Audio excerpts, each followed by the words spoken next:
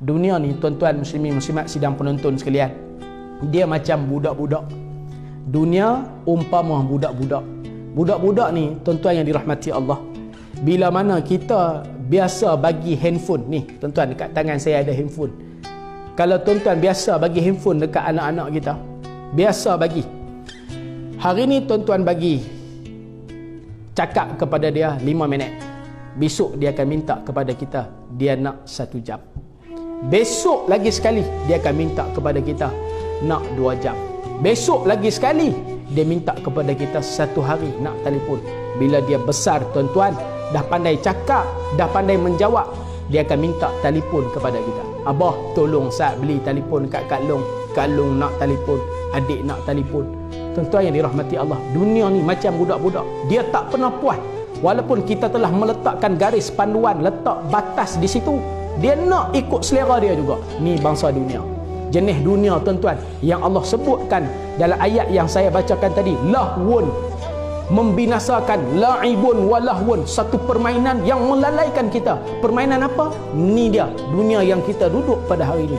Matlamat hidup di atas dunia, ustaz, kami nak kumpul harta. Tu dia, kerja siang malam, bawa balik harta kepada anak bini. Siang malam, pagi petang, tak kira overtime. 7 pagi 7 malam dengan overtime sampai 11 malam bawa balik. Kerana apa tuan-tuan? Semata-mata nak memberikan kemewahan kepada keluarga. Nak dapat gaji sebulan 5,000, nak dapat gaji sebulan 3,000. Akhirnya tuan-tuan sidang penonton muslimin muslimat yang dirahmati Allah sekalian, apa yang berlaku? Kerana nak dapat habuan dunia, kerana nak dapat habuan dunia, tuan-tuan, dia sanggup menggadaikan akhirat. Kan? Saya selalu tuan-tuan sebut, pernah sembang dengan satu orang tuan-tuan hidup di atas dunia ni, kerana sanggup mengejarkan harta, nak mengejarkan kemewahan, nak bagi kesenangan kepada ahli keluarga dia. Kerja apa tuan-tuan? Kerja bawa kren tu, duduk di atas bangunan tinggi tu, tingkat 19. Semayang tak tuan-tuan sekalian? Masuk waktu zuhur di atas kren, asar atas kren, turun maghrib sampai di rumah dah penat, maghrib tak semayang, isyak pun tak semayang. Yang bawa Grab, cara bawa Grab, tak semayang sampai ke sudah.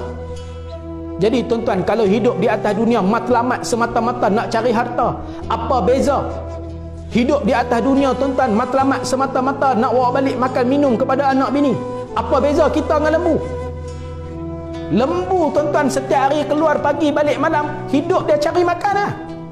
Tapi kalau hidup kita tuan-tuan, objektif hidup kita sama dengan lembu, hari-hari cari duit kerana nak bagi makan anak bini, nak buat makan mata ke darah perut diri sendiri sahaja, tak ada beza kita dengan lembu, sama lah. Jadi muslimin muslimat yang dirahmati Allah sekalian, kita nak apa? Kita nak hidup kita tuan-tuan, kita nak manfaatkan kehidupan kita ini. Beza, bagi ada perbezaan kita dengan lembu.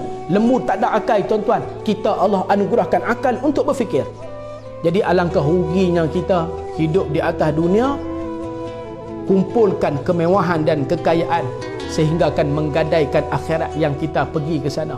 Yang kita, saya, sidang penonton, tuan-tuan hadirin yang hadir, semua kita akan menuju ke sana. Rugi tak kita? Rugi kalau kita hanya sekadar menjadi ahli dunia. Jadi tuan-tuan muslimin muslimat yang dirahmati Allah, hidup di atas dunia untuk apa? Kalau tadi saya kata kerana harta, ada yang hidup di atas dunia kerana pangkat, nak memperolehi pangkat, nak jadi manager tuan-tuan, selanggup tendang kawan-kawan. Bahkan nak dapat level manager tuan-tuan, merendahkan kawan-kawan dia.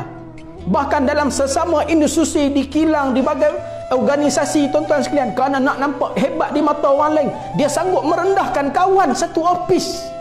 Bahkan tuan-tuan satu seperjuangan makan sekali, dia sanggup penjatuhkan kawan dia. Kerana apa? Kerana pangkat. Muslimin muslimat yang dirahmati Allah Subhanahu wa taala sekalian.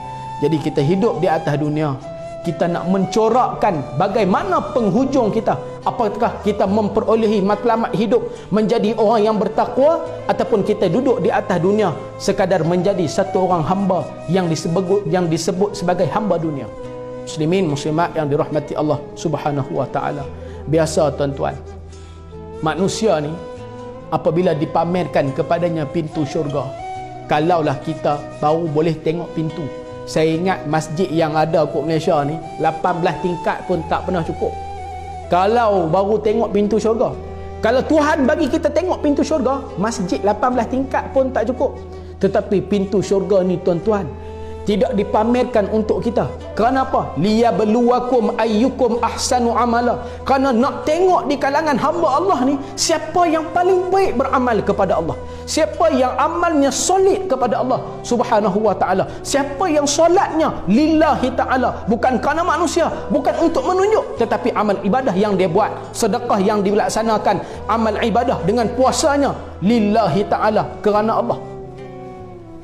Sebab itu Allah menutupkan hijab untuk kita melihat pintu syurga itu. Muslimin, muslimat yang dirahmati Allah Subhanahu wa taala sekalian. Jadi kita duduk di atas dunia, hidup cuma sekali, manfaat daripada kehidupan itu selama-lamanya